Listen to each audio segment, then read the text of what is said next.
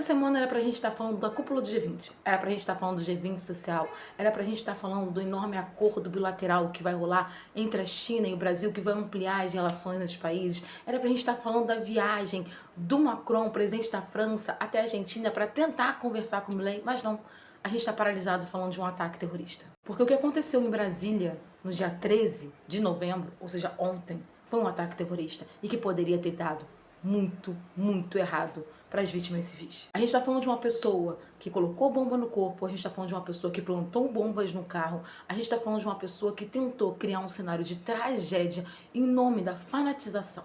Não bastou o 8 de janeiro, a tentativa de golpe de Estado que a extrema-direita fez e que continua agindo como se não tivesse responsabilidade nenhuma, agora a gente tem que lidar com isso aqui. Teoricamente, quando a gente estuda terrorismo, a gente chamaria ele de lobo solitário. Mas ele não é um lobo solitário, porque ele tem uma matilha.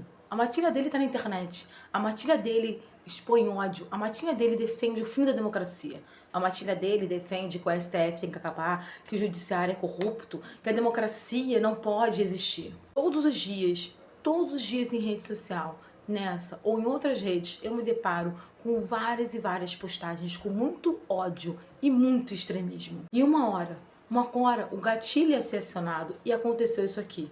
E a gente não pode tratar isso como uma coisa pequena.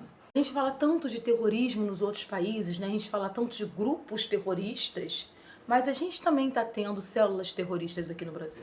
E a extrema-direita tem tido cada vez mais violência para lidar com a democracia. Ela não aceita a democracia. Se ela perde a democracia, ela opta por destruir a democracia. Se a gente está falando de um tipo de gente que chegou ao ponto de ter um homem-bomba e tentar explodir a Suprema Corte do Brasil, porque para pensar no que aconteceu ontem.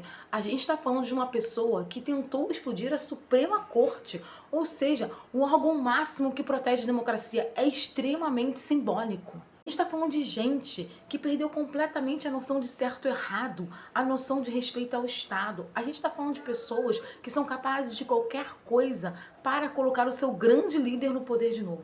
O que a gente viu ontem foi o que a gente chama de terrorismo doméstico. Eu ouvi umas palavras assim, vitimizando. Não, gente, ele é o algoz, mas ele não é o algoz sozinho. Porque sim, existe um encorajamento nas redes sociais para essa raiva, por esse ódio todo. A gente vê constantemente figuras públicas da extrema-direita, figuras com mandatos, fazendo postagens, fazendo vídeos, incentivando a raiva, incentivando o ódio o tempo inteiro. E é óbvio que uma hora alguém ia fazer uma bobagem.